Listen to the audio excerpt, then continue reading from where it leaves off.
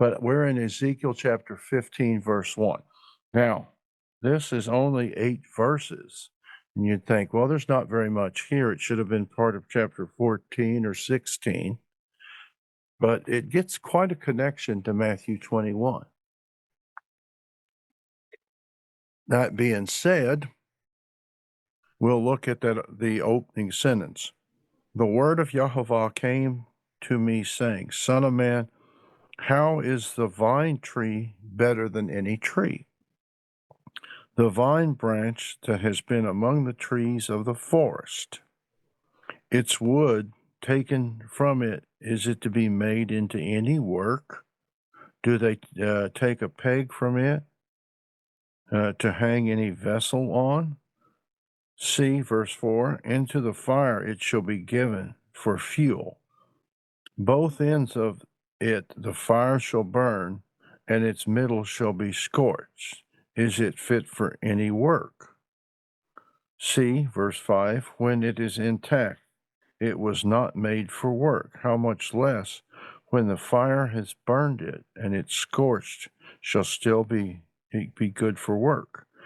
And verse 6, therefore thus said the Master Yahovah, as the vine tree among the trees of the forest, which I have given to the fire for fuel, so I shall give up the inhabitants of Jerusalem.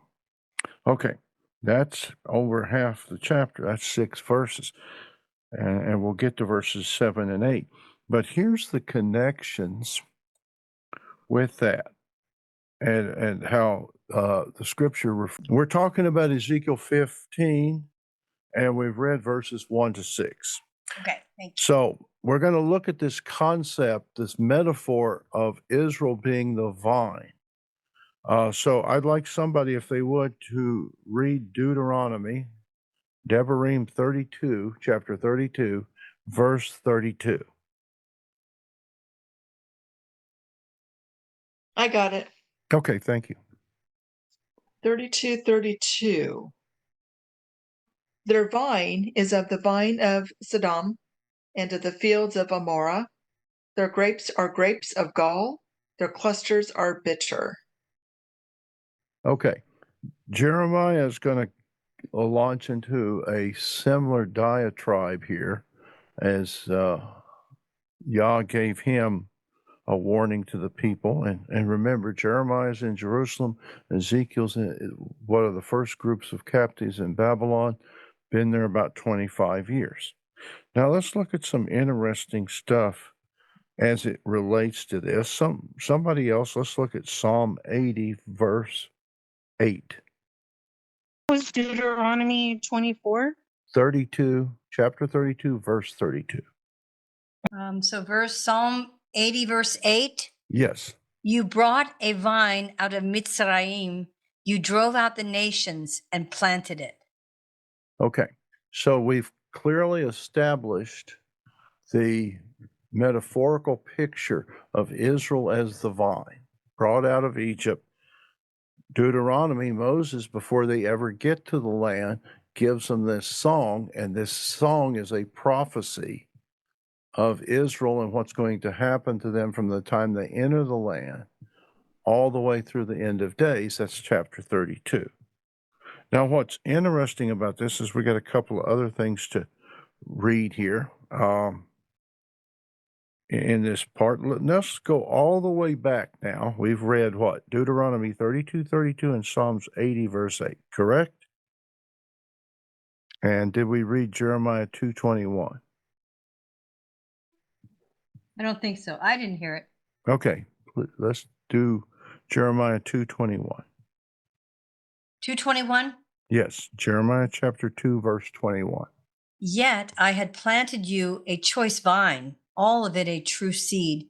How then have you turned before me into the degenerate plant of a strange vine? Ooh. See there?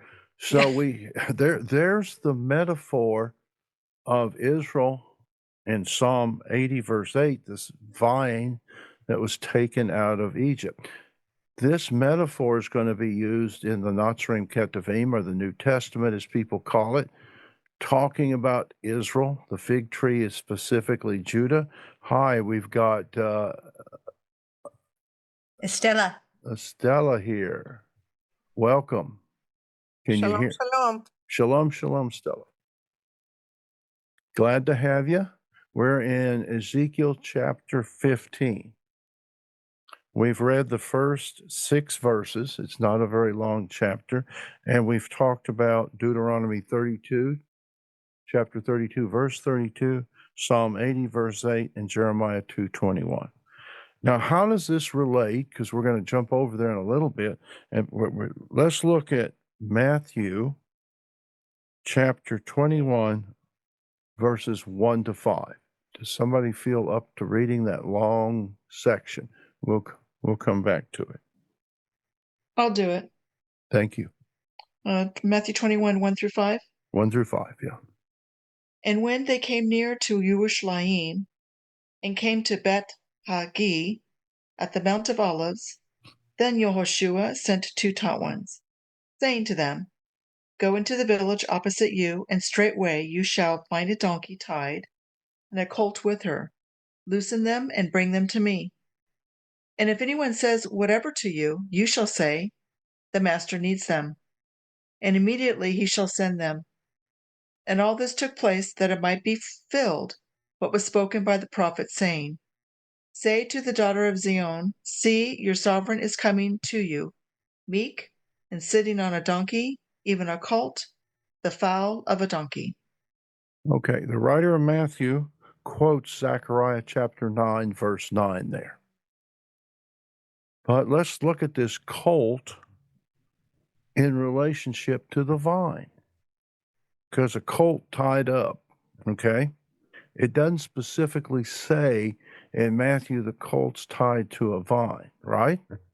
It's just he's tied up.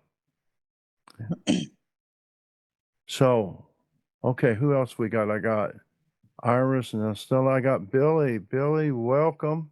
How you doing? Can you hear me, Billy? I can hear you now. Oh, okay. Don't know what. Shalom. Ani tov meod. Yeah. Ma shlomchen. How is everybody else? Doing okay. We've got Iris here, Stella, Steve, Teresa, Miriam, you, and me. I tried to share my screen, my eSword, and I clicked on and I clicked on share, and it didn't share. Record works, so I don't know what I'm doing wrong.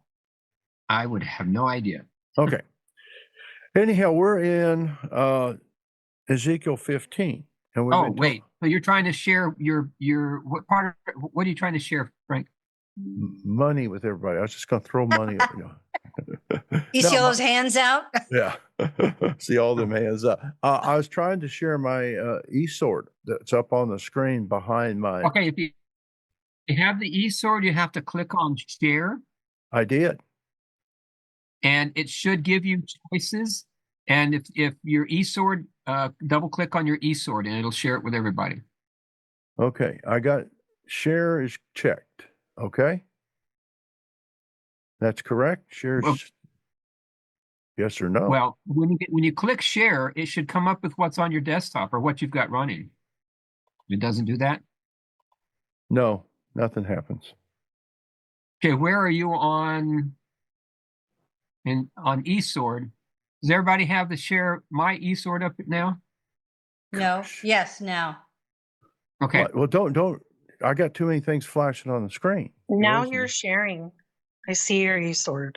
That's not my eSword. Yeah, that's me Billy. though. Oh, Billy So has I'll run this for you, Frank, if you want. This Okay. part of it. I'll close my eSword then. It should go with yours too, but I don't know why it's not doing that. Okay. There's yours. And Okay, we're up- so where do you want to be in Matthew? No. Right? We're No? going to go to Matthew, but I'm showing how this is tied in to Matthew 21. So go Okay, to so Ezekiel 15. Mine's divided into um, 4 screens. Yeah. He's in dark mode for one. Yeah. You're okay. Yeah, there's 15. Okay. We've talked about, to recap again, we've talked about this chapter, how it relates to Deuteronomy chapter 32, verse 32, Psalm 80, verse 8, and Jeremiah 2:21. And we've also going to show how it relates, because Go ahead, Billy. I'm sorry, Frank, go ahead. All right. So Someone was anyhow, talking to my shoulder. no. Matthew chapter 21, verse 1 to 5 relates the prophecy of Zechariah 9:9. How does that relate to Israel being a vine? Let's look at that. That's in Bereshit or Genesis chapter 49, verse 11. Genesis 49:11. Right. Coming up. Binding Yes. his donkey to the vine. Yes, right there. Binding his donkey to the vine, and his donkey's colt, there it is, to the choice vine. Look at that. He washed his garments in wine and his robe in the blood of grapes. These are the blessings upon Yehuda. Exactly. Now, who is this guy who, because you're looking at the first coming of Messiah and the second coming of Messiah in this blessing. Now, remember, he tells them to get a donkey. The writer of Matthew says this refers to the prophet. He doesn't name the prophet, but it's Zechariah chapter 9, verse 9, about riding on a donkey into Jerusalem. However, his washing his garment in the blood of grapes doesn't happen there. That doesn't happen till you get to Isaiah chapter 61 and onward, where it talks about who is this coming from Bozrah, whose garments are glowing with colors, who's got blood splattered on his robe. So here we have the vine being Israel. We've already established that, the metaphor in Psalms and Deuteronomy and Jeremiah. And we could quote another verse in Jeremiah and another verse in John. So Israel's the vine, all of Israel, both houses, but sometimes just the northern. The southern kingdom will be referred to when we get over into Matthew 21, 22 as the fig tree. So we're looking at the vine and the fig tree. These metaphors representing both houses of Israel or one house of Israel, depending on the context. No, I lost, which verse is tied to Genesis 49:11? It's verse 6 in Ezekiel. Well, it's the concept. Zechariah 9:9 says he rides in on a donkey. Matthew says that the disciples are instructed to go untie a donkey. Donkey's tied up.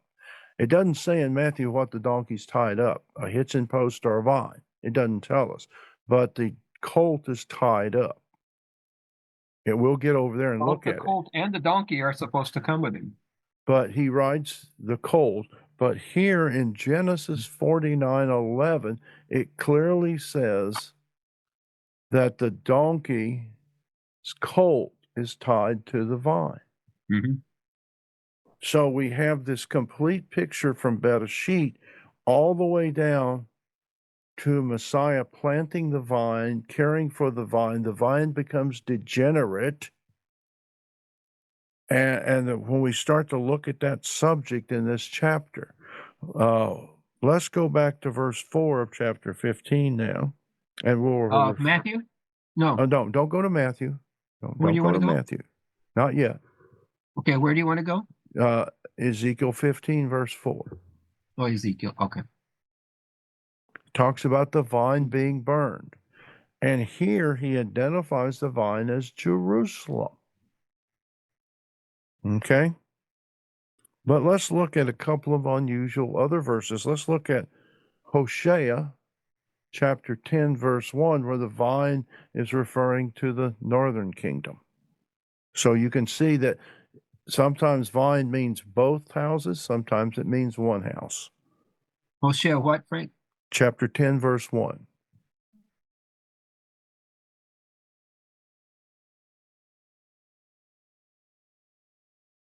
I can't see it. Israel is a degenerate vine. What? Right, there's the degenerate vine, and that's the northern kingdom.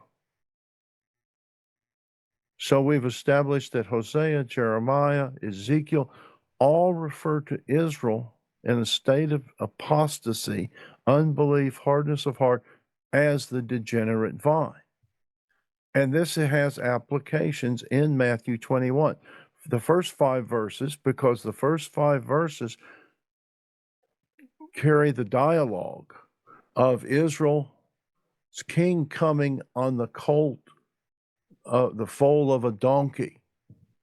Now remember, he's not coming as a conqueror this time, but Genesis 49:11 refers to more depth of not only is the colt tied to the vine, in other words, the Messiah who rides on the colt is tied to Israel.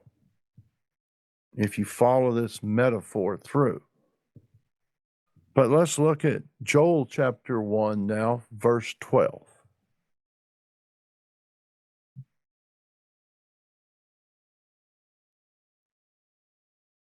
You got it, Frank? Oh, I can't see it. You're going to have to read it. I can see it, but it's my screen's 3 foot from my face. The vine has dried up, and the fig tree drops. Yeah. Pomegranate, also palm, and apple tree, and all the trees of the field are dried up, because joy has dried up among the sons of men. Okay. Anybody that reads Joel knows it's all end time prophecy. Chapters 1, 2, 3 of Joel are all end time prophecy, talking about being dried up, the vines, the trees of the field. We've got some interesting other verses we haven't covered now. We've read verses 1 to 6. We've talked about some other connections in Scripture. Let's make some more connections related to this idea of the vine. Let's go to Isaiah chapter 5, verse 2, talking about Israel. We've established what Jeremiah has said, Hosea has said, and Ezekiel Isaiah has said. 25, verse 2, you said? Isaiah 5. Oh, 5, verse 2. First, Want me to read it? yes. And he dug it up and cleared it of stones, and planted it with the choicest vine, and built a watchtower in its midst, and also made a winepress in it. And he waited for the yielding of grapes, but it yielded rotten ones. Well, if we're Israel, are we feeling good about ourselves right now? No. Well, in that case, no. Yeah. All these things. Now let's go to Matthew. Excuse me. I was going to say Matthew. Let's go to Isaiah 24:7. The new vine shall fail, the vine shall languish, all those glad at heart shall sigh. Okay.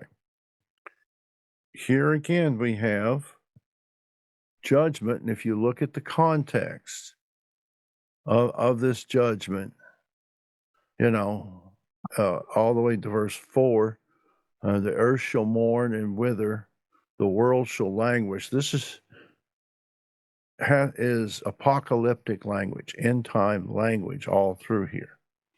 But what's the world concerned with? Now, I know there's Ukraine going on in China, but what's the focus of a lot of attention here is Israel and the Gaza conflict. No matter what. And Israel's constant breaking of the law that they agreed to follow. Yes, and that ties into a point. Iris had sent me a video earlier about another ministry had put something out. I don't know how long it was, but it was about President Trump and the Sanhedrin in Israel wanting to establish Noahide law courts throughout the world. And he provided proof of his statement. And under the Noahide law courts, following Yeshua would be a death sentence. And she can send it. So that becomes an interesting point there. But then I sent her a video where it showed a Jewish rabbi of a sect that's not Zionist. They don't support Israel existing as a state, which a lot of people don't know. There's even Jews like that.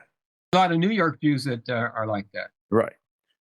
So as we look at this, there's another scripture that's hardly quoted in this idea of the vine, the fig tree, and Israel being the choice vine to rule. Let's look at that. Let's go to Judges the book of Judges, chapter 9, verses 12 and 13.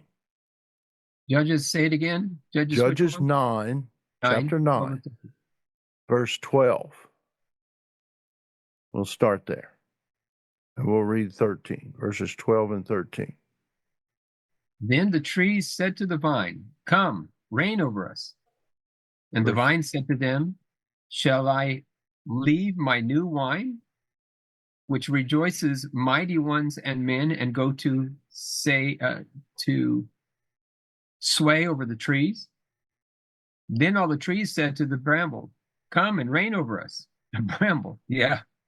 And the bramble said to the trees, "If in truth you anoint me as sovereign over you, come, take shelter in my shade. But if not, let fire come out of the bramble and devour the cedars of Lebanon." Okay. So Wow. what's the metaphor there? What's a bramble bush? Sticker bush. Sticker It's just bush. a wild, stickery bush, Okay. like what I had to go through today trying to dig up some stuff. My arms are all cut up from it. Yeah. Cat claw. Come Yeah. rule over us. So we've developed this picture, and we're going to see this not only repeated in Matthew 21 over there. We've talked about the first 5 verses of Matthew 21, how it relates to Zechariah 9:9 and the prophecy of Genesis 49:11. I hope that's been educational. Now, in this whole picture here, I'm going to read the last 2 verses of Ezekiel 15, and we got a couple of other things to quote. So back in Ezekiel 15, verses 7 and 8, not a long chapter, right? But the Ezekiel subject, 15, 7 and 8. right, the subject here is Israel, the degenerate vine.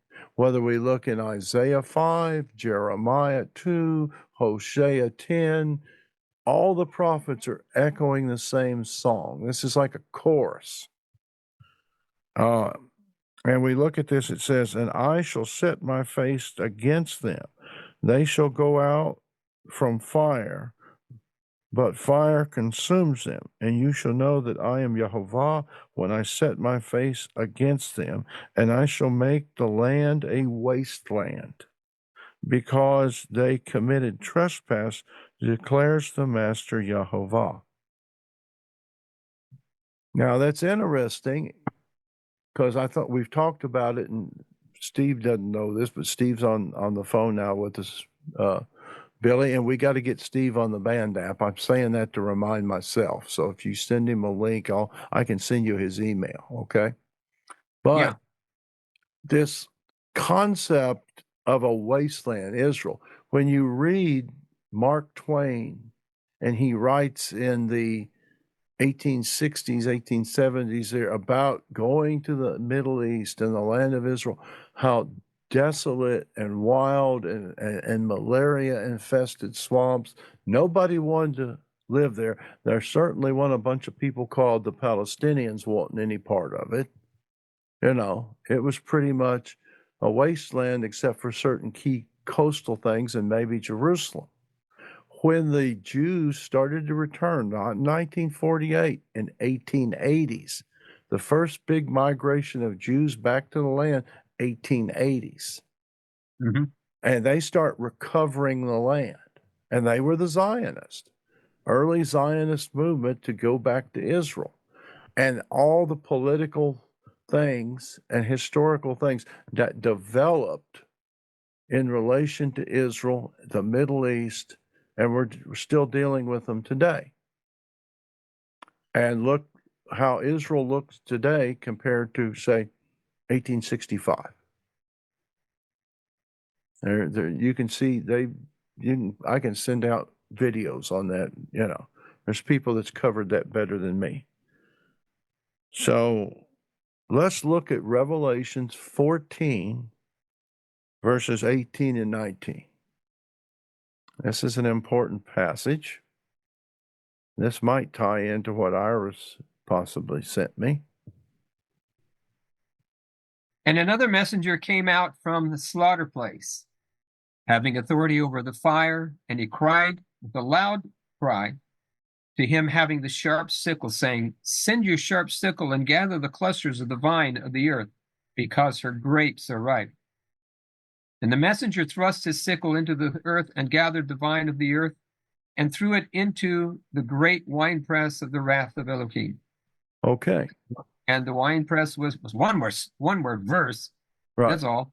And the winepress was trodden outside the city, and blood came out of the winepress up to the bridles of the horses for about 1,600 stadia, or about 148 miles. That's a bunch of blood. Right. Go ahead. Well, where is this place of judgment? It's the Jezreel Valley. It's called the Valley of Har-Megiddo, Mm-hmm. the Valley of Decision. Har-Megiddo is the mountain, Right. Megiddo, that Well, overlooks the valley next to it's called Armageddon, but it's Har-Megiddo because it's the valley next to the mountain. Mm-hmm. But it's also called the Valley of Judgment. Right. But there's that scripture that teaches us that Yah will judge the nations based on how they've treated his people. Where does he judge the nations? That vine, right exactly in the valley that's in Israel. Mm-hmm. So the vine of the earth is judged on how they treated the vine that he planted. So one final verse, and we're going to jump with us, over to Matthew 21. It's a long chapter. We've been here about 44 minutes. Let's look at John, Gospel of John, chapter 15, verses 1 to 4. I am the true vine, and my Father is the gardener. Every branch in me that bears no fruit he takes away, and every branch that bears fruit he prunes, so that it bears more fruit. You're already clean because of the word which I have spoken to you. Stay in me, and I stay in you. Or I in you. You don't need the other word. In the Hebrew, this is not needed. Stay in me, and I in you is assumed. As the branch is unable to bear fruit of itself, unless it stays in the vine, so neither you, unless you stay in me. I am the vine, you are the branches. He who stays in me, and I in him, he bears much fruit, because without me you are unable to do nothing. Okay. Now he says he's the vine. Like Israel's the vine, the guy that planted Israel is also the vine. Like the donkey tied to the vine, he rides the donkey that was tied to the vine in Bereshit 49:11. So look at the metaphor, look at the picture of the Messiah being the vine. Israel didn't stay in Messiah. Right. Same thing can happen to us if we don't stay in Messiah and Messiah in us. If there's no symbiotic relationship, if there's no connection between the vine and the branch dies. That's pretty profound. And then we're going to jump into chapter 16 next week, which is a very long, sad story. I mean, chapter 16 of Ezekiel, is worthy of Hamlet. Shakespeare and Hamlet. Any questions? Yeah, Read Hamlet. Go ahead. I've been reading this Ezekiel and studying it with Dr. Heiser and his commentary, and it's pretty depressing isn't a good enough word. Yeah. Yeah. It's really shocking in many ways that you can read it about other people and then you realize other people might be me. Yeah. And just all of this and you think how many times the Father forgave them after all the things he wanted to do to them.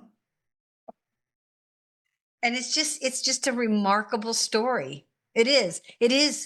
You're right, Frank. It's worthy of a Shakespearean play. Everything, a lot of the stuff that Shakespeare did, he took from historical events and built a story around it. It's historical fiction. He kind of embellished the stuff. But we see here the vine. If we stay in the vine, what does a vine produce? Grapes. Okay? You know, the wine gladdens the heart, the scripture says. We quote that during Pesach. And Yeshua should be gladdening our hearts. Well, here we are in Matthew 21. We have read already the first 5 verses of Matthew 21 and showed you how it relates to Zechariah 9:9. In fact, that's quoted in verse 5. So, Stella, did you read that? Who read that? Who read Matthew 21, 1-5? I think Teresa. Teresa. Okay, I'm sorry. My brain's gone. Okay, but the first 5 verses, Zechariah 9:9 is quoted directly in chapter 5, but they don't quote Bereshit 49:11, and yet it connects in there perfectly.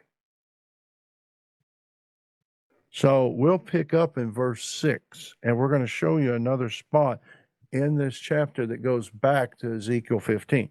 These first 5 verses tie it back through Zechariah and through Bereshit 49:11.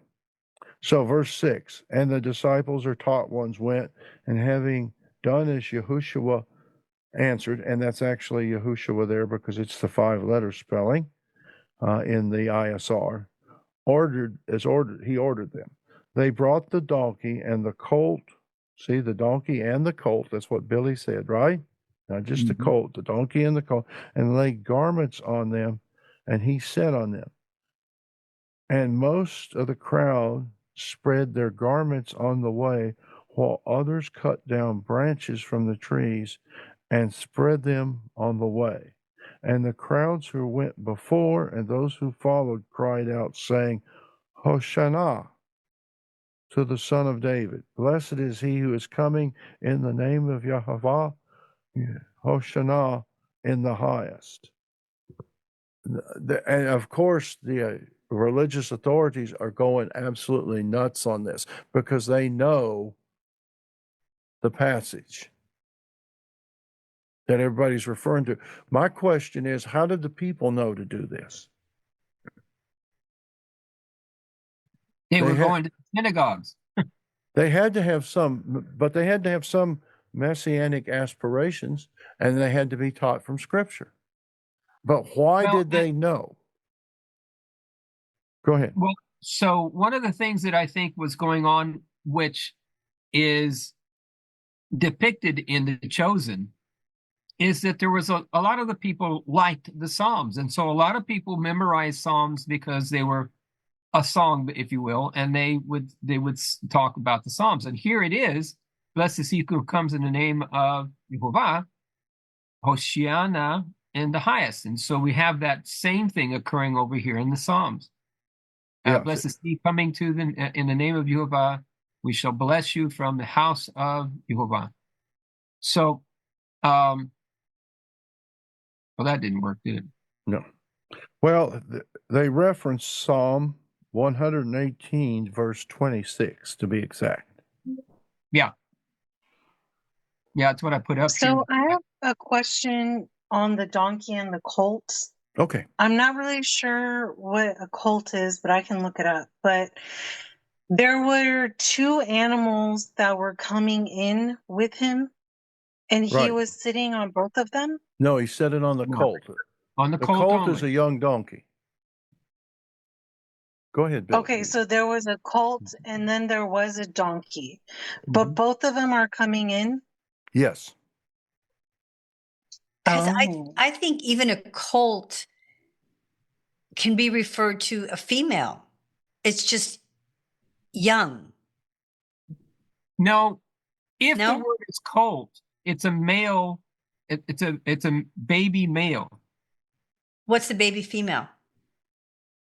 It'll come to me in a minute. A filly. Filly, right. You're right. So where are we in Matthew again, Frank? We're in Matthew chapter 21, verse 9. I thought it was 21, but it didn't look like it. Okay, verse 9, back to there. So, and one of the reasons why he's bringing the mother with the donkey, with the young donkey, if you will, is that the donkey will be much more calm as the mother is walking. Remember, you got a big crowd screaming and hollering and stuff like that. This, I'm just saying, from the physical and the way that animals act, bringing the mother along is a smart thing to do as this person rides on the donkey who has not been ridden on before. That's important, yeah. And especially since when I looked up that definition, it says a colt is typically not castrated. So Correct. yeah, and younger than 4 years. So you could have a little wild hair there too. Yeah. And again, with mama around, you know, mama's the one that straightens the kids out, you know, yeah, in horse places. Male horses don't care about taking care of the babies. The mamas do. Okay. Everybody good on that? Verse 10, and as he entered into Jerusalem, all the city was stirred. That means some people did, obviously. Why are a bunch of people there? There's a couple of reasons. Besides the regular people that live there, it's coming into Pesach. And unleavened bread. All saying, Mishahu, Mishahu. Who is this guy? Who is this? Yeah.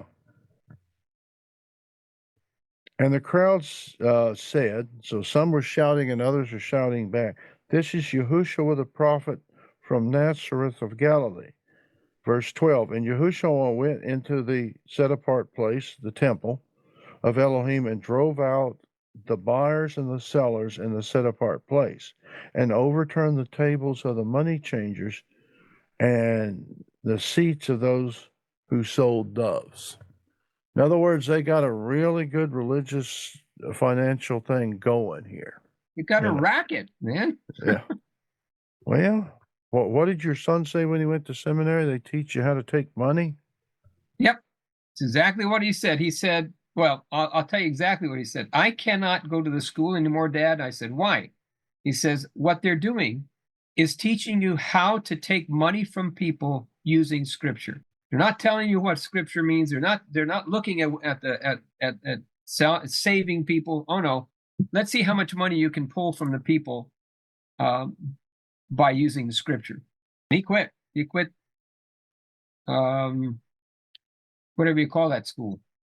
You never have told me exactly which one up there. It had, I don't know. Maybe he doesn't even know now. I've never asked him which one. Because there's a bunch of Bible colleges and seminaries in Dallas and Fort Worth. It was probably the Dallas Bible Seminary, whatever. Well, there's Dallas Theological, but it's a graduate school, not an undergraduate. If he's going the first time, he would have had to go to at least the undergraduate part. So what's the undergraduate school? Well, there's a bunch of schools up there, and I don't know what they call it, if it's different from Dallas Theological.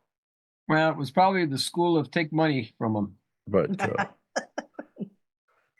let's look at verse 13, because there's still, watch this. And he said to them, it has been written, my house shall be called a house of prayer, but you have made it a den of robbers. And we have Isaiah 26:7 here, and Jeremiah 7:11 are paraphrased in this one verse. There's Isaiah 56:7. 56:7. And I shall bring to my set apart mountain. Then, those folks I will bring to the set apart mountain, and let them rejoice in my house of prayer. Their ascending offerings and their slaughter offerings are accepted on my slaughter place. For my house is called a house of prayer for all people, not just Israel. Okay, well, see, now that's important when you, I'm going to talk to Iris here a little bit. Iris, when you think about the video you sent me, what did they plainly say in the video? The guy exposes that if you keep the Sabbath and you're not a Jew, it's a death sentence, correct? Correct. There you go, folks. How can it be for all peoples if you're not supposed to keep the Sabbath because that's only for the Jew? See, that's why the rabbis and the church guys get along fine, because the church guys say, hey, that's not for you, that's for the Jew. And the Jew says, I'm really happy with that. Thanks. Here's the Jeremiah reference. 7:11, yeah. Yeah. Has this house, which is called by my name, become a den of robbers in your eyes? Look, even I, myself, have seen it, declares Jehovah. Oh, that's pretty bad. Yeah. Now we're going to read down to verse 15, and we're going to quote some other scriptures here, some that are not in the text. And the blind and the lame ones came to him, verse 14, in the temple, the set apart place, and he healed them. Does anybody see a problem there? Yeah. Nobody else has been healing them. Well, but what else is the problem there? They weren't even let in the temple. They were considered Right. unclean. How could they come and get healed if they're not allowed in the temple? Right. They're not allowed in, which is not correct according to Torah. The only place they're not allowed in, just like all other people, they're not allowed into the set apart and the set apart of set apart. They should be allowed into the court and everything, though. Right. But verse 15, but when the chief priests and the scribes saw the wonders which he did, and the children crying out in the holy place or set apart place, and saying, Hosanna to the Son of David, they were greatly displeased. No kidding. Let's look at some other verses that are not referenced here, but talk about this subject. 1 Kings 9:3. Jehovah said to him, I have heard your prayer and your supplication that you have made before me. I have set this house apart, which you have built to put my name there forever. And my eyes and my heart shall always be there. That's talking to Shlomo, right? Shlomo, Now, let's go to 2 Chronicles and chapter 6, verse 9. Talking about the temple. 6, 9, you say? Chapter 6 of 2 Chronicles, verse 9. Okay. But you do not build the house for your son who comes forth from your loins. He does build the house for my name. Okay, that's David. Prophets speaking to David the words of Yah. Mm-hmm. And are we talking about Solomon there or somebody else? Read that again. But you do not build the house for your son who comes forth from your loins. He does build the house for my name. Okay, on the Peshat level, I could say that's Solomon, and I would not be wrong. Y'all agree with that? I agree. Literal level. However, let's look at something else. Is not Yeshua son of David? Well, let's look at something else. Let's see. Yes, but look at Zechariah chapter 6, verses 13 to 15. Zechariah 6 what? Verses 13 to 15. It is he who is going to build the Hekal of Jehovah. It is he who is going to bear the splendor, and he shall sit and rule on his throne. Stop right there. Okay. You mean there's going to be a throne in the house of Yehovah? Well, you don't need an ark if you have it. Go ahead. Keep reading. Right. And shall be a priest on his throne. What's that and the called? Council, What's a priest king called? He's got a title. Melchizedek. Right. Keep on. What is it?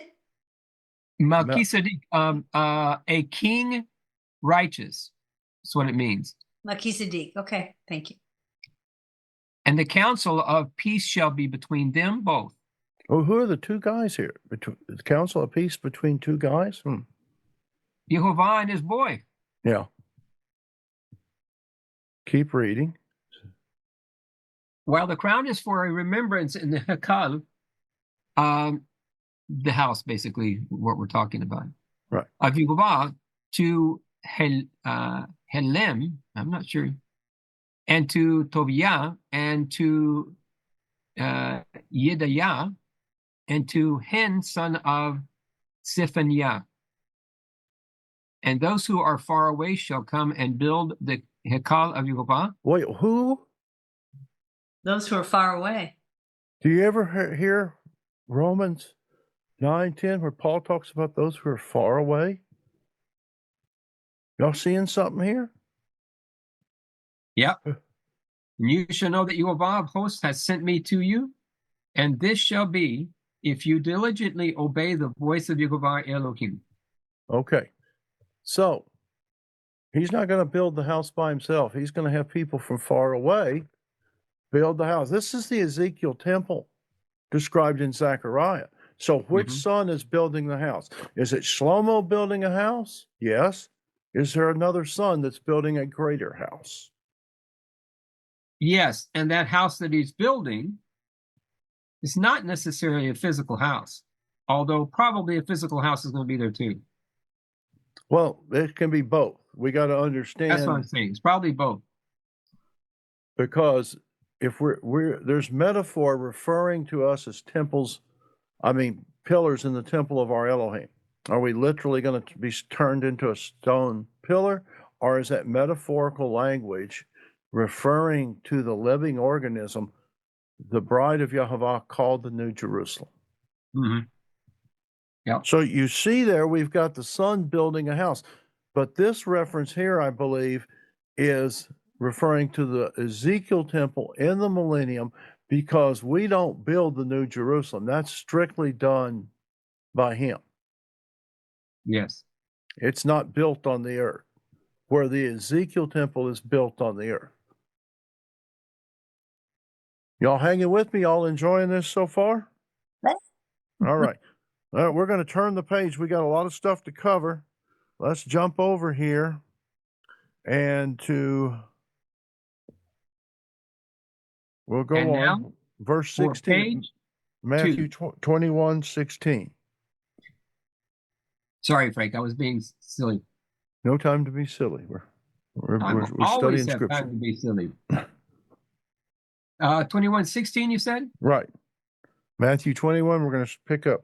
And he said to them, that is to the Pharisees and scribes, do you hear what they say? And Yahushua said to them, yes. Have you never heard out of the mouth of babes and nursings you have perfected praise? Now, if you go to Psalm 8:2, in the Hebrew versus the Greek, you're going to see a difference. Out of the mouth of babes and infants you have founded strength because of your adversaries, to put an end to enemy and avenger. Okay, but you see the whole thing in the Greek text, it says have perfected praise. Here in the Hebrew, it says you have found strength. So you're going to, if you looked at the Septuagint versus the Hebraic text, you're going to see that. That's a whole discussion of why are they different. Probably because the same word means both. That very often happens with Hebrew. Right. Verse 17, and having left them, he went out of the city to Beth-anah and spent the night there. And returning to the city early in the morning, he became hungry. Now we've got another key verse here, another metaphor to another type of plant. And seeing a single fig tree by the way, he came to it and found naught on it but leaves, and said to it, let no fruit grow on you again. And immediately the fig tree withered. So I'm laughing at this because Yeshua's pissed. He's pissed off because he doesn't get a fig. You following me? The guy is actually human. He's not all that stuff that made this universe at that moment. He's actually a human. He's hungry. He finds the tree doesn't have a fig, and he gets mad about it. I'm cool with that. Well, I think it's Luke that says it wasn't the time for figs on this same story. Doesn't matter. Yeah. The master of the universe's son, it needs a fig, and this tree won't get up off of its roots and make a fig. Well, are we going to make figs out of season? Because the scripture says, Billy, be ready in season and out of season. Reprove, rebuke with all long suffering and doctrine. And this fig tree was not, it was out of season, and it wasn't doing its job out of season. We got to do it in and out of season. Okay, I'm going to get, Billy's going to find these verses, but I'm going to get somebody else to read them. Jeremiah chapter 8, verse 13. We're going to Jeremiah now, chapter 8, verse. And somebody else can look it up and read it, and I'll give you a 8:18, you said, right? 8:13. 8:13. Because we got a bunch of remember we talked about the vine and its relationship, and Israel being the vine and the Messiah being the vine. Now we're looking at Judah, because northern Israel's been scattered. We're looking at the fig tree. Go ahead, somebody, with Jeremiah 8:13. I shall snatch them away, declares Jehovah. There are no grapes on the vine, nor figs on the fig tree. Oh. And the leaf has faded, and what I gave them shall pass away from them. There's no vine and no fig tree. Northern kingdom and southern kingdom, both gone. He's telling you both are going to be gone. And the leaves faded. What happened to that tree? It dried up. What happened to Judah? They were scattered by the Romans into all the earth. They dried up. The land was left dry. That's why I mentioned Mark Twain's stories in the 1860s about going there and how dry and dusty and horrible it was. Literally fulfilled. So, can I interject a little bit? Okay. The only time Lucy and I went to Israel, it was the latter part of March. And I remember all of the stuff that you're talking about from what's his name that said it looked horrible out there. Mark Twain. Mark Twain. Samuel Clemens. I didn't see that. Yeah, Samuel Clemens. Well, of course you didn't see that. You were 100 years too late. Well, my point is, Go what ahead. I saw was actually there was so much stuff growing that when I tried to climb up this mountain, I had to make, how do I say this? Each step had to go about 2.5 feet high to get over all of the shrubbery and all the grass and all the things that were growing on the side of that hill. I mean, it was full. And all of the animals that were out eating and pasturing on the hills and stuff were fatter than all get out. So what happened? It greened up from 1860 to when you got there. Did we lose Iris? Because go ahead. But why? Why did it green up? No, Iris is still here. Yeah. Well, I see Teresa and Miriam and Billy and, of course, Steve on his iPhone. Okay, I just need to click on the other little arrow up here. There we go. And Stella. Well, the answer to my question is, so that I won't have an answerless question. So I'll answer it myself. He brought back the southern kingdom primarily by that time. By the time I went over there, the majority that's come back is part of the southern kingdom. Right. So Israel is back in the land now, and he's beginning to bless the land again for Israel's sake. Yeah, for Jewish Israel, even in their unbelief. Even in their unbelief, yes. So Now I have a question. I don't know how to ask it. So he's not literally talking about the tree, he's talking about Israel? Well, it's my opinion that when Yeshua walks by and he doesn't get his fig, he's pissed, and it is about the tree, but he knows what he's saying. Right, because it's related back to Isaiah, where he says, in other words, he's already done everything. He's already pruned it, he's taken care of it, he's fed it, and it's still not producing. Right. So does that mean it's because they strayed away, they're committing adultery? Yes, and guess what happens? I mean, the tree wilts, right? He curses the tree wilts, and what happens? Shortly after Yeshua leaves this earth again, Israel is gone from the land. And I mean shortly, I'm talking about hundreds of years, but in time, that's pretty short for Israel to be gone from the land. The southern kingdom even. See what I'm saying? Go ahead. Something cool also about the land being a wasteland. I saw this documentary, and it was mostly like in the Galilee area, where it was just a wasteland, how you were saying, for hundreds of years. And there was all like this mush and swamp and ash and all kinds of things, sand, all kinds of things, natural elements just mixing all in there.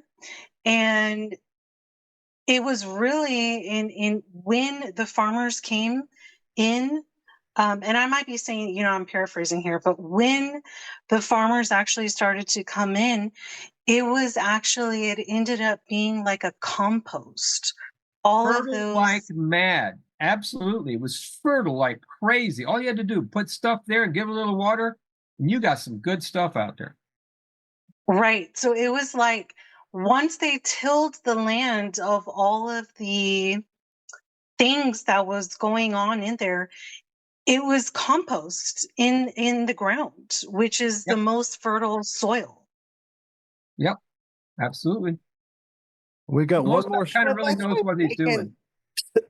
Don't people say that you can actually see the difference when you're in, I don't know anything about geography, but when you're in Israel, how, like you're saying, it's fertile, how clean it is versus when you go just a few steps and the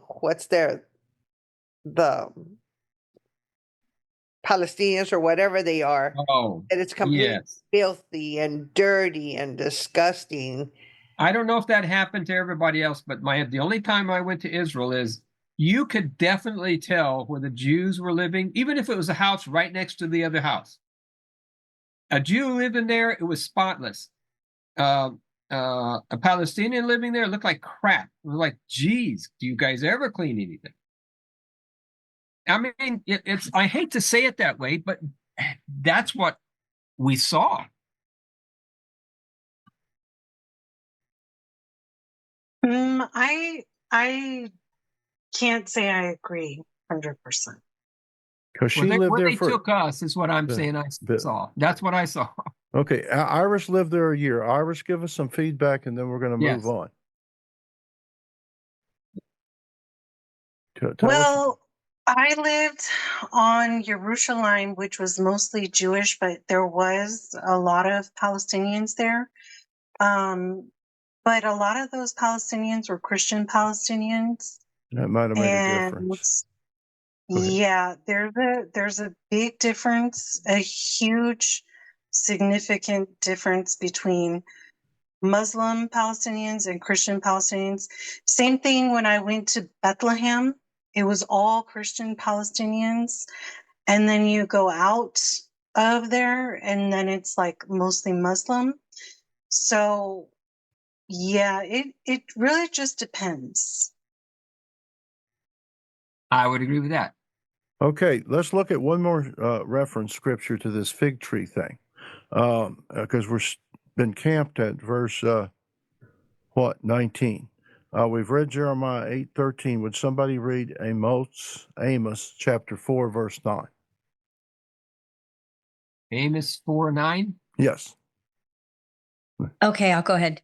I have stricken you with blight and with mildew. The creeping locust devoured your many gardens and your vineyards and your fig trees and your olive trees.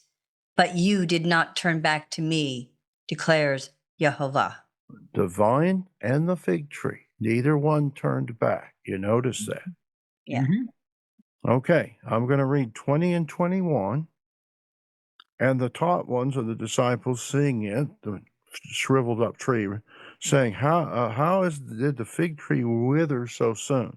Right? And Yahushua answered and said to them, truly I say to you, if you have belief or faith and don't doubt, you shall not only do what was done to the fig tree again, but even if you say to the mountain, be removed and thrown into the sea, it shall be done.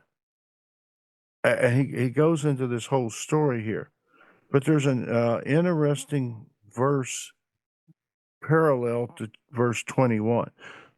Billy, would you look up Isaiah 34, verse 4? Isaiah 34, verse 4. Verse 4. Okay, all right. And all the host of heaven shall rot away, and the heavens shall be rolled up like a scroll. This is where I tell Billy the universe is flat. He's going to roll it up. He still won't believe me. And all the host like the leaf. I got to get closer. Fading on the vine and like the fading on the fig tree. Now, is this the literal whole universe? I'm going to get to this. Or is this metaphorical language referring to Israel, or is it both? Because it talks about first of all, on the two-dimensional stuff, if you're in the fifth dimension, you can roll up to 4 dimensions. Well, that's true. But is it the because here we have the vine and the fig tree again. Mm-hmm. But look at this passage in its context. 34 verse 1. Come, you nations, to hear, and listen, you peoples. Let the earth hear, and all that is in it, the world and all its offspring. The universe as we know it is not redone, rebuilt, reconstituted until the end of the millennium at the start of the 8th day, with the New Jerusalem descending. So whatever the universe happens to it, it doesn't happen till the end of the millennium. And there's a lot of verses related to this vine and fig tree stuff. Now, moving back to Matthew 21, verse 21, and the things change in verse 23, and the Pharisees and the scribes and stuff ask him, by what authority is he doing this? You know, it's like, you're showing up in the place we control, right? And this is an interesting reference here. So 21 is up. What? Matthew 21 is up. Okay, yeah, that's where we were. But we're going to look at verse 23, because with verse 22, his dialogue with his disciples stops, and here come a group of guys walking up to him to ask him, what the heck are you doing? And who gave you the power to do it? And when he had come into the set apart place, right? He's outside the city, he's inside the city. That you got to understand, to come into the set apart place, you don't just walk in, you got a mikvah. So they've got to do all that to go inside. And when he had come into the set apart place, the chief priests and the elders of the people came to him as he was teaching and said, by what authority are you doing these? And who gave you this authority? This is the whole question of Scripture. This is the question of the entire Nazrim Ketuvim, the New Testament, whatever you like to call it. Who has the authority? Does the rabbis and the scribes? Does a pastor, the imam? Who has the authority to wield supernatural power? Who has that authority? Much as I try, I don't have it. Yeah. He's wielding authority. See, it's not about it's authority. This is the whole thing with these guys. This is the whole thing with religion, authority. This is what we believe. You better believe it. At best, we'll kick you out of the group. At worst, we'll burn you at the stake, because we have the authority. Y'all letting that sink in? Authority is a vital issue. Who gave him that authority? That's what they're asking him, because they're thinking in their minds, hey, we're the authorities. Remember, Billy said before that the Levites were kind of the policemen. You had a temple little temple guard. They weren't small, armed Levites. Yep. And Yahushua said to them, verse 24, I shall ask you one question. This is a good response here. If you answer me, I shall say to you by what authority I do this stuff. The immersion of Yochanan. Where did it come from? From heaven or men? And then somebody knows what's going on in their minds. How did Matthew know this? If Matthew wasn't there, even if he was there, how did he know what's going on in their minds?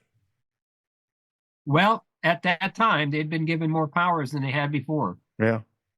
Or was this recalled to his mind by the Spirit when he decides to write it down a few years later? Right. Yeah, sure. So look at verse 26. And they reasoned, right? But if we say from men, we fear the crowd, for all hold Yochanan to be a prophet. So the authority these guys had, what scared them more? The people. Authority of the Most High. See, this is where in America, your government's not afraid of you anymore. Right. Who has the authority? It's vested in the people according to the Constitution.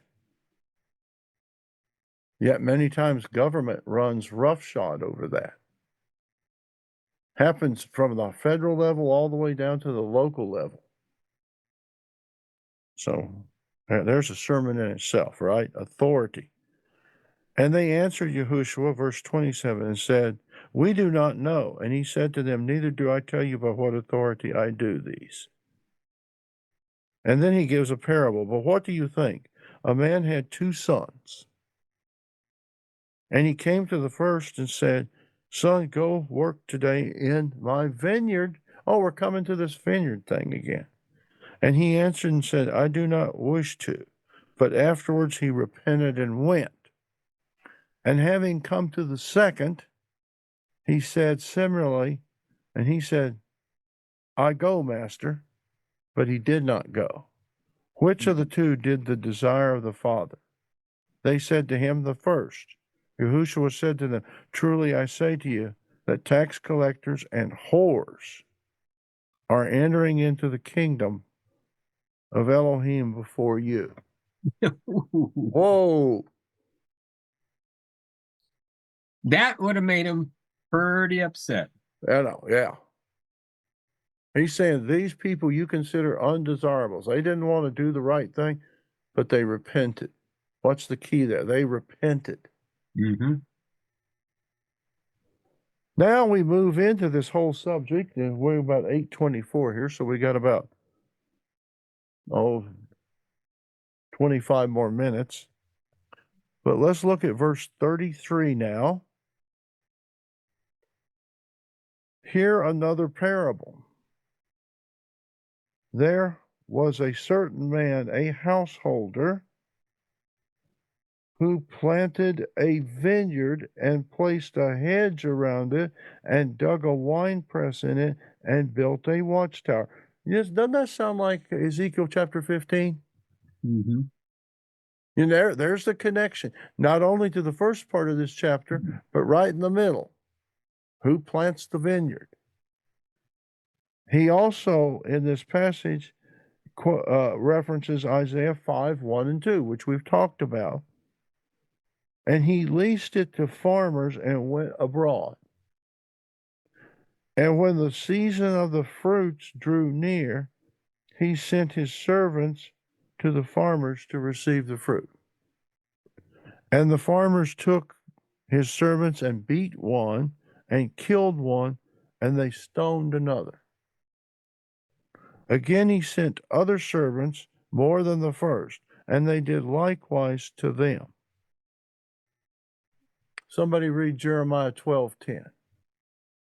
I have it. Okay. Many shepherds have destroyed my vineyard. They have trodden my portion underfoot.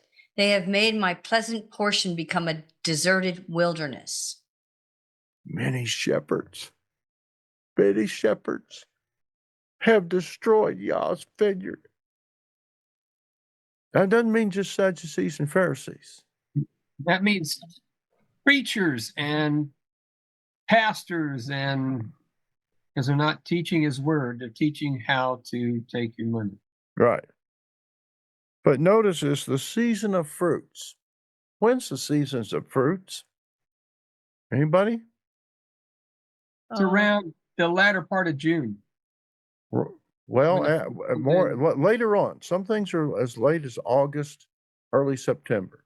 What feast comes after the season of fruits? All the harvest is done by what feast? Sukkot. Sukkot. And the 8th day, or the 8th. You get here this prophetic significance that in the latter season, the latter days, there's going to be a harvest.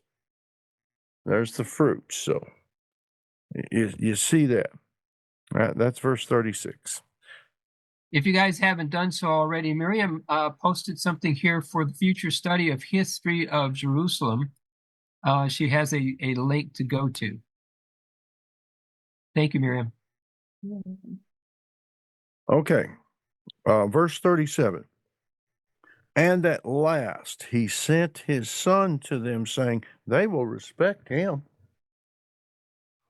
But when the farmers saw the son, they said among themselves, this is the heir. Come, let us kill him, and let us possess the inheritance. He's telling them straight up what they're going to do. But what did they want? The inheritance. What's the inheritance? The kingdom of Yah. Go ahead. They don't want Yah as their inheritance. That's what they don't want. What they want to be is Yah. Right, the authority. That all goes all the way back to when we study Saul. And Israel wants a king like the rest of the nations. And, Samuel's upset. And the Most High tells Samuel, don't worry, they haven't rejected you, they've rejected me. Why is it so many people love following the authority of a man? Either people go to one extreme to another. They're totally rebellious, won't follow anybody. They go from here to yonder. And there's people that'll follow anybody if they think he has some authority, even if he doesn't know what he's talking about. Can I tell a story, Frank? Can you tell a story? Right, it's your deal. I don't want to. Yeah. Okay. Tell your story. Okay, I get to butt in. Well, in our congregation, there was this guy and his family, and they came in from another congregation. I don't even know how they found out about us, but they came in and he invited himself over, him and his family over to our house. He did the inviting, I didn't, and they came over and we had some food and some wine, and he was drinking a lot of the wine, and he brought the wine, of course. At any rate, as it went on, this guy kept doing stuff that just really unnerved me. For example, I would say, hey, can anybody get me some water? And so he would bring the water, he would hold the water in two hands, and he would kind of bow as he's walking up, and he would bow several times, backing off after he set down the water. And he did that once, and I thought he was playing. Then he did it again, and I'm like, what the heck are you doing? Third time he did it, I said, stop it. Stop doing that. You will not revere me as if I'm something more than you are. I am not. You will not do that, not to me. Short time later, he says, Billy, I noticed that he didn't come the next Shabbat. And he called and he said, a couple of weeks later, he says, hey, I need to talk to you. I said, okay, let me go talk to you. So I went to talk to him, and I said, so what's going on? I understand you're not coming back. He says, no, I'm not going to come back because I really need to be under an authority. I said, like the Most High? He says, no, I mean an authority here. So I'm gonna go and find an actual rabbi and be under that authority. Does that bug you guys? I hope. Well, I think I've heard one of you say, you or Frank, maybe both of you, that often people want to be told what to believe. They don't want to learn from themselves. They just want to be told. And I don't know exactly why, but if it was me saying that, if I was going, just tell me what to do and I'll do that.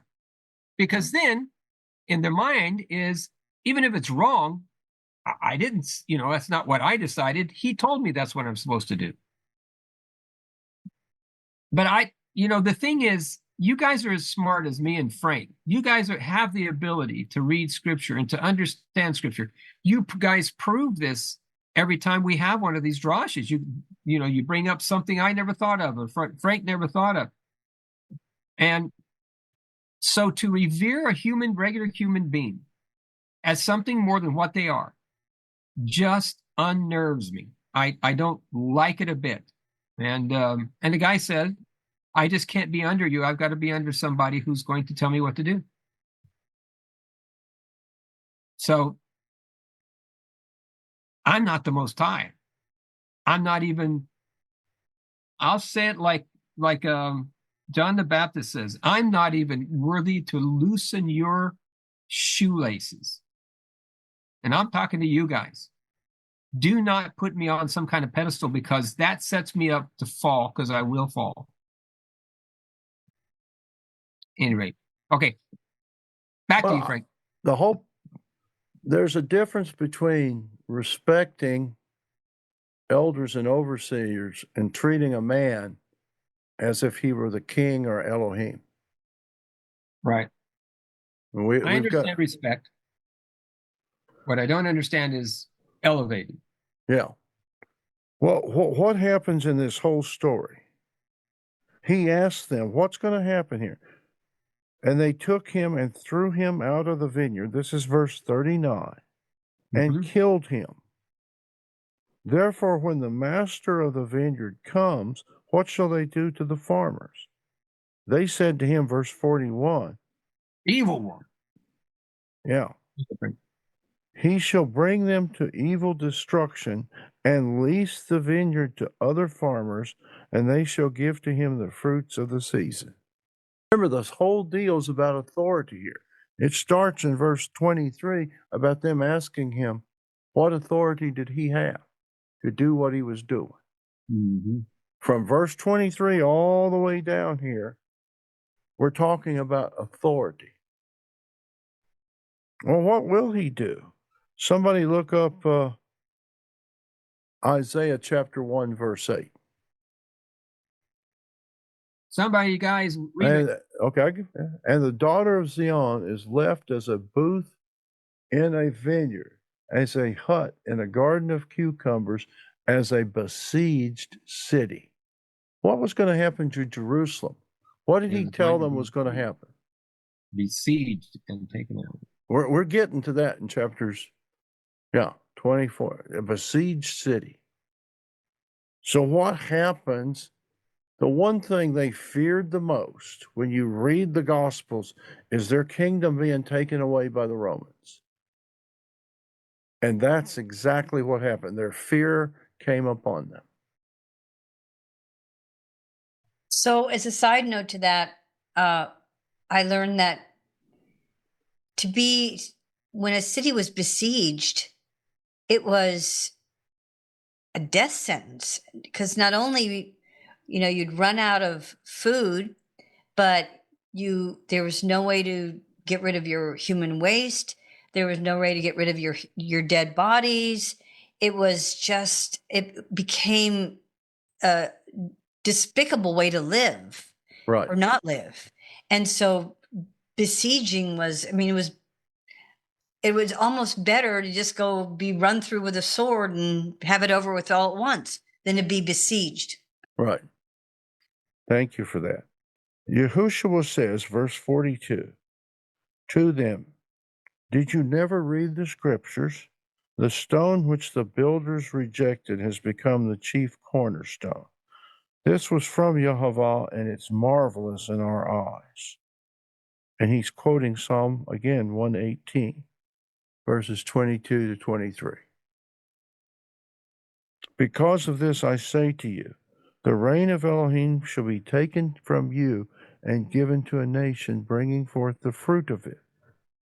Now, is that the church? Because there's where people argue the reign of Elohim was taken from the Jews and given to the church. But it doesn't say what's a nation. Let me rephrase that. Do you know what the word denomination means? It's a nation that's been denominated. Denomination means small nation. It's a part. So, what does that mean, that the new farmers are any better than the old farmers? If that's the true interpretation. Because I have another interpretation for you, but consider that. I mean, I've read a lot of Christian history, and I got to find one book. It's in my, I think I boxed it up. It was when I took the history class many years ago, and what was that, 84? 83. Anyhow, the guy talks about, who wrote the whole book that we were using in the class, how the stream of truth from, there's the stream out of Yeshua and the apostles is a pure stream. And as you progress through history, the teachings become muddied as you get farther downstream from the source. Same thing happens with the rabbis. Right. So if it's the church that replaced Israel, how some people interpret this, one group of farmers wasn't much better than the first group. But what nation? Because he speaks of a nation singular. Right. Now, let me put my interpretation on this. What if a nation singular is those people whom he's redeemed, not only out of Israel, but out of the earth, and they become his bride? When you look at the prophets and you look at the restoration of all things, and the Torah shall go forth from Jerusalem, what do you have in this early assembly? You not only have Hebrews, or Jews if you like, but you have Gentile believers. Now, yes, corruption does come in, but he warned about that. But you'll have a core group of people that will formulate Israel after the spirit and not after the flesh. What do you think it's talking about in verse 43 where it says, and will produce fruit for it? Well, what are the fruits? It can be seen as building up the kingdom, but it can also be the gifts of the Spirit. Exactly, yes.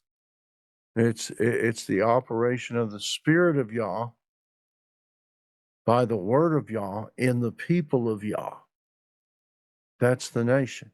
Because it's not just by the letter of the Torah, but by the Spirit that's behind the letter. That's Jeremiah 31. That's the being born again. That's the new man who has the Torah written on his heart. And it's all an act of the Spirit when you look at the context. Now we look, so thank you, Stella. Look at verse 44 of chapter 21. And he who falls on this stone shall be broken. It takes brokenness. That's not a good thing. I don't like, but on whomever it falls, he shall be pulverized. Now let's look at a reference to this.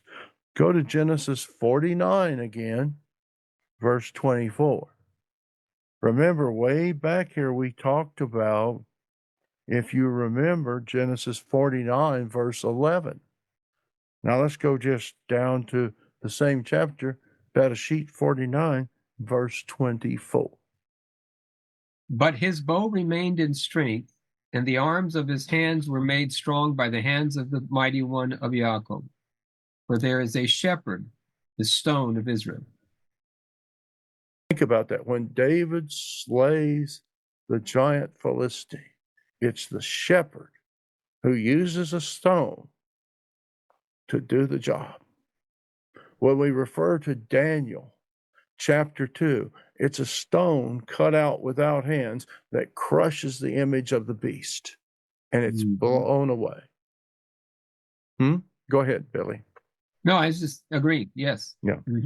Now, there's another scripture, Isaiah chapter 8, verse 14. And he shall be for a set apart place, but a stone of stumbling and a rock that makes for falling to both the houses of Israel, as a trap and a snare to the inhabitants of Yerushalayim. Ooh, who is this guy? He's going to cause both houses to stumble? Right. But I think one of the things maybe hasn't been Go ahead, Billy. grasped a hold of is that if we're ever going to be, any individual or group is going to be saved out of this, we have to fall. We have to trip and fall, meaning that we are going to be stumbling over the rocks that we have made for ourselves. He's going to make us fall over those rocks, and we might even break a leg. But what does the shepherd do when the sheep breaks its leg? Puts the poor little sheep on his neck and carries him around, so that by the time that the little sheep heals up, this master is the one that he knows is all that he needs to be alive and survive. But there's another part of him that completely shatters, and that's not going to be put back together. No, that's what I'm saying.